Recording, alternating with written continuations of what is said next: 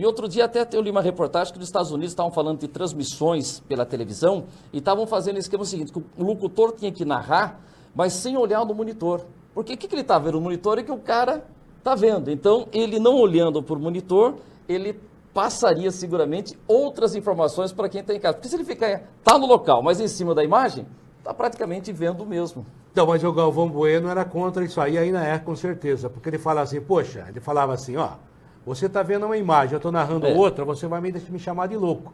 Então, quando eu narro, eu tenho que ver também o que tá acontecendo. Um no peixe, outro no... Tanto é que teve um jogo, aquele jogo do Palmeiras, do Fernando, lá que sofreu pênalti contra o Boca. Que o Baldo Aquino não deu? O Baldo Aquino não deu. Aquele jogo, normalmente, o que aconteceria numa transmissão de televisão, e a Globo, no caso, estava lá, e o Galvão reclamando muito sobre isso. Porque a placa de publicidade ficava do outro lado, ou seja, a cabine de transmissão. É aqui, para você entender. Do outro lado ficavam as placas publicitárias. Por isso que a câmera é invertida. Eram estáticas, exatamente. Não, a câmera mostrava daqui para lá. E ele estava contrário, né? Não. Vamos lá. Ele estava... Normalmente era isso. Ele ficava aqui, a câmera mostrava o que ele estava vendo, ou seja, no sentido dele. A direita dele era a direita da sua TV, a esquerda da sua TV, e as placas ao fundo aparecendo na transmissão, as placas estáticas. Alguém de dentro da emissora, sabe-se lá o que aconteceu, resolveu vender as placas do lado contrário. Então as câmeras ficaram de frente para o Galvão, ele do lado de cá, e a transmissão do lado de lá.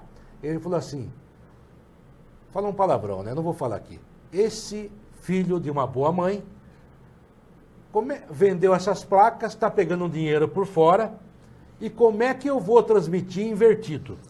Mas isso porque eu falei isso daí, porque isso daí foi o seguinte, uma época, um jogo lá, Libertadores, eu acho que as placas não eram tão modernas de ficar trocando. Não, era estática. Estática mesmo. Então, o que acontecia? Do lado de cá, eram propagandas para a TV argentina, de empresas argentinas e tal. E do outro lado, empresas brasileiras. Que era que ia transmitir o jogo. Isso, e isso acontecia com a gente no Morumbi, uma determinada época, colocaram o monitor na cabine.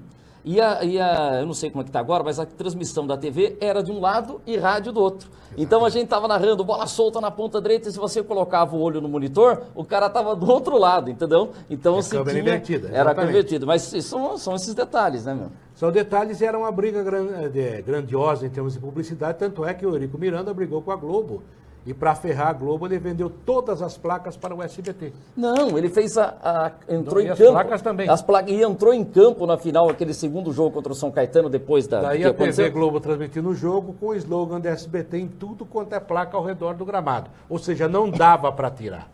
E teve um jogo de seleção brasileira que você não via o campo. Por causa da cerveja. Exatamente. Porque era uma cerveja aqui, uma cerveja lá. Eu acho que foi nesse jogo dos Estados Unidos que o branco cobrou uma falta e acertou num fotógrafo.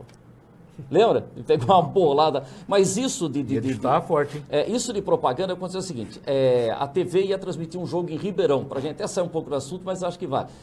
Aí o que acontecia? A Globo vendia lá patrocinadores caros, coda, e tinha uma placa estática lá, Bar do Luiz Carlos. Porque as placas eram do estádio. Depois, de determinado momento, a Globo falou: não.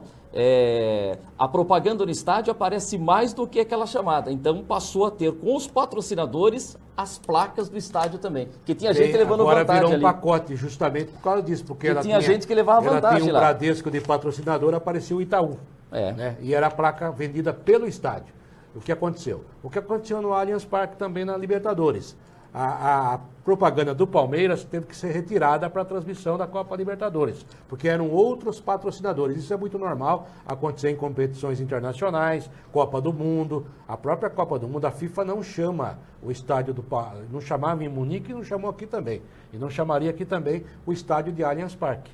Chamaria de Arena São Paulo, Arena do Palmeiras, Arena de Munique, justamente para não dá essa conotação de publicidade estática dali. Ela tem o seu patrocinador, né?